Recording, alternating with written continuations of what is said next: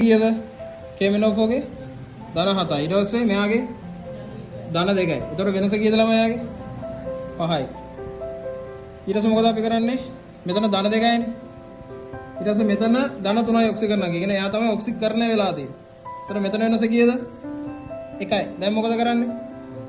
මේ 5 ලබා ගන්න අපි මෙයාට කරන්න ඕනේ මොකද්ද? 5න් වැඩි වෙනවා. ඒ කියන්නේ ඊතල ටිකත් 5න් වැඩි වෙනවා. 5යි. හරිද? ඊට පස්සේ මොනවද? මෙයත් තුලිදයි මෙයත් තුලිදයි.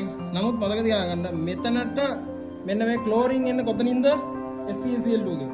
FeCl2 වල තියෙන ක්ලෝරින් ඔක්කොම කීයද? 5 2 10.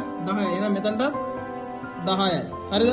දැන් ආරෝපණ බැලන්ස් කරමු. මෙතන ආරෝපණය ඔක්කොම බිඳුවයි. මෙතන 5 3 15යි 15 2යි 17යි 18යි. මෙතන ඍණ 10ත් එක්ක ඔක්කොම කීයද?